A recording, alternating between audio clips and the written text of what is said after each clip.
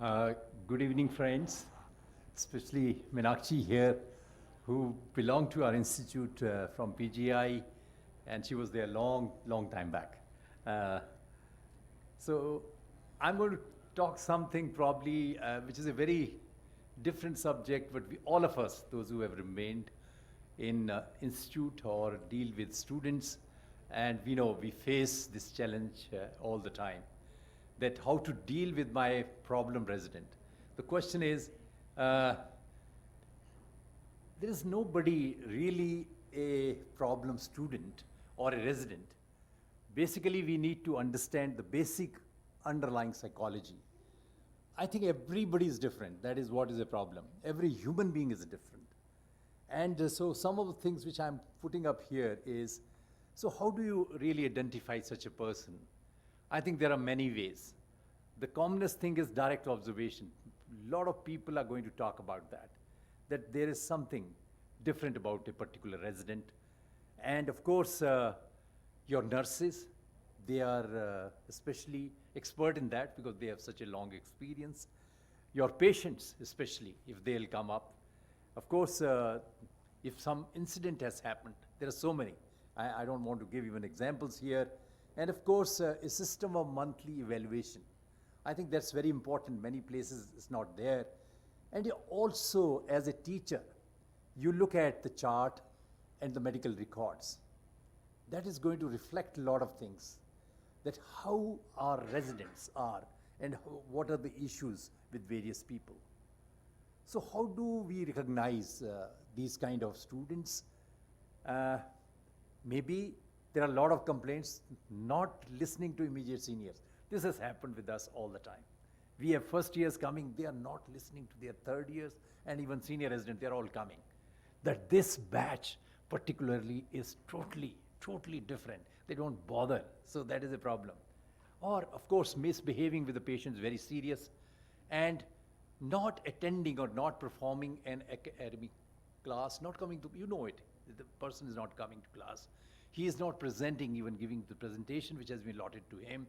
And of course, it has happened many a time with us, at least in PGI, that you get a letter from psychiatry department, and it is a surprise to you that you have quite a few residents, those who are under treatment there.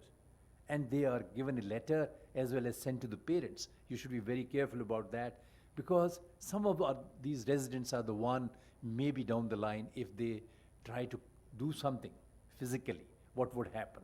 It can even be a big problem for whosoever is there. So I think there could be different scenarios, different things. We get in PGI a lot of people coming from south, east, and different places. They have a problem of language, food. They don't understand. They don't speak a word of Hindi. I think that's what happens. And I think Professor Jagat would know how difficult it was for Lingam Gopal. They were batchmates, both of them. That he would speak something else and the patient would do something different. So that is what used to happen. And certainly, I think we need to look at every aspect in a different way. And this is something I think these days we get pushed. Ophthalmology is not a first choice. This has happened recently with our residents. Of course, I have now superannuated, where a very bright girl has been pushed because her parents are very keen that she should do ophthalmology. She doesn't like ophthalmology. So you see, if you do that, we have examples of very bright people now doing potteries. You see, and she's LVP trained. She was one of the brightest residents we had, Rashmi. She was closer to you somewhere. And wherever she worked, they wanted her to work with them. No, she never wanted. She does pottery and farming after going through all that. So I think that is where we have to understand the psychology as well as what even otherwise for the parents, they have to be made to understand that what could be the different issues.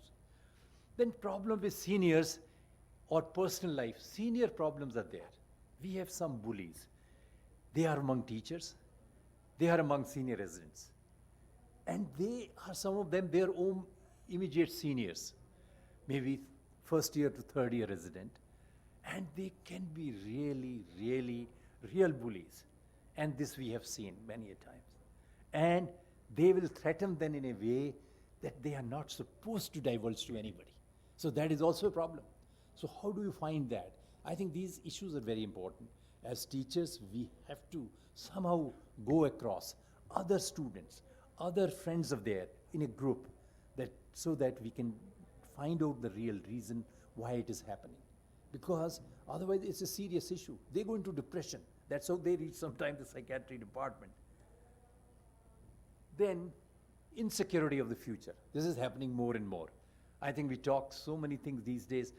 Even our government wants more and more doctors. But they all will stay in big cities, you see. So they'll be mushrooming everywhere. They'll not go back where they are needed, so that probably nobody realizes. So the problem is the future is very insecure.